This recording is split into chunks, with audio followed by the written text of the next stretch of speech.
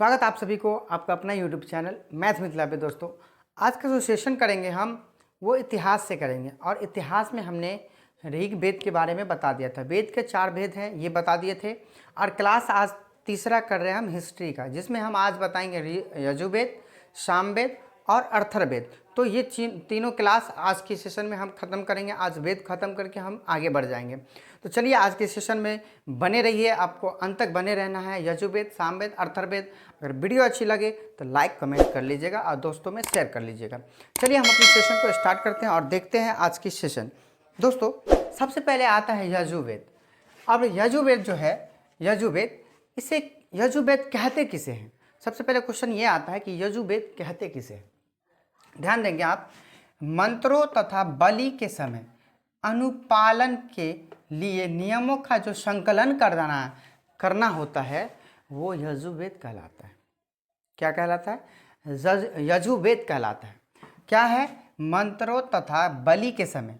हमारे सनातन धर्म में होता है ना, बलि जब दिया जाता है तो एक मंत्र का उच्चारण किया जाता है, फिर हम बलि देते हैं। तो वही के उच्चारण के अनुसार क्या है, मंत्रों तथा बलि के समय अनुपालन के लिए नियमों का संकलन करना यजुर्वेद कहलाता है। अब यहाँ तक तो क्लियर हो गया।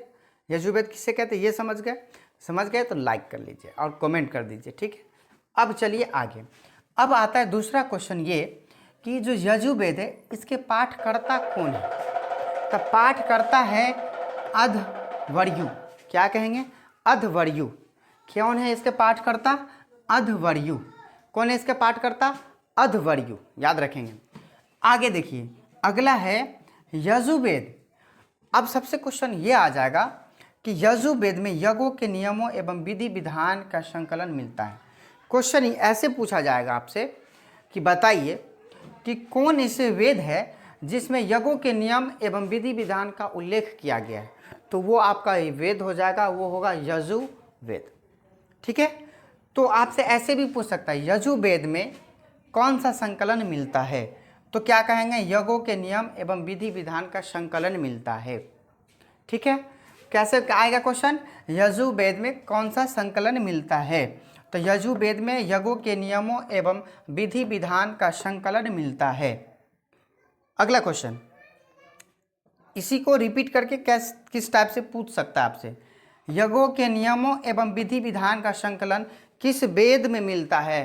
तो यजुर्वेद में मिलता है। आगे देखिए, इसमें बलिदान विधि का भी वर्णन किया गया है। तो पूछा जाएगा कौन सा ऐसा वेद है जिसमें बलिदान का वर्णन किया गया है? तो वो मेरा हो जाएगा यजुर्वेद।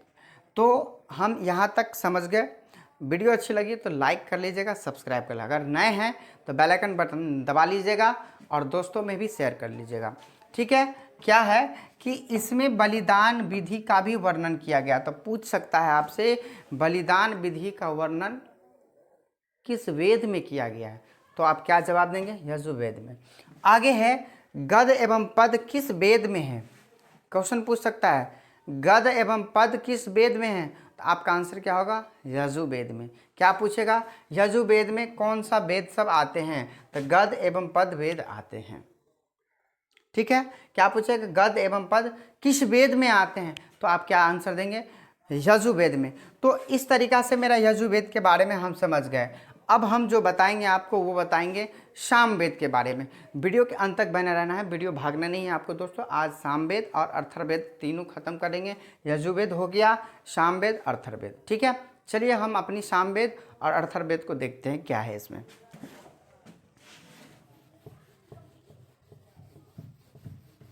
देखते हैं सामवेद।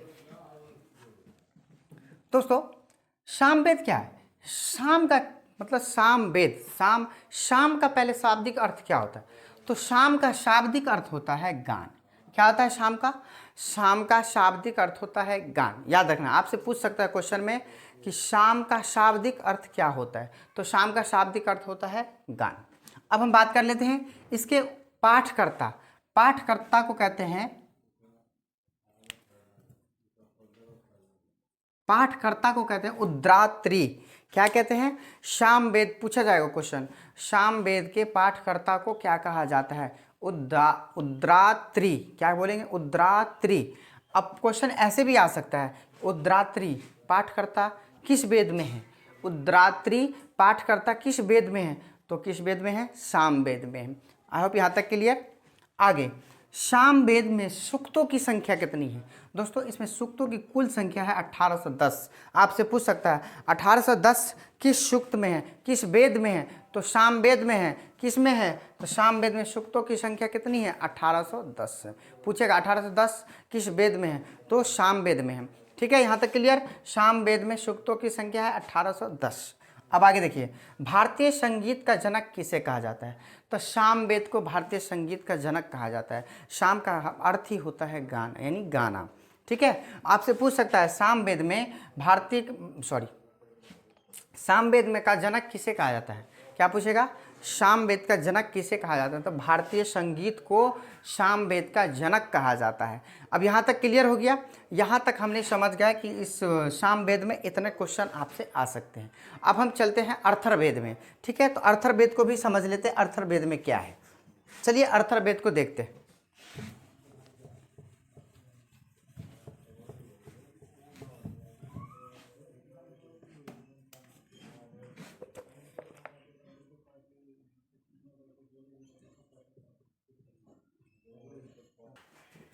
देखिए क्या कह रहा है, अर्थरवेद। अर्थरवेद में क्या होता है? ये अर्थरवेद जो है ऋषि द्वारा रचित वेद को अर्थरवेद कहते हैं।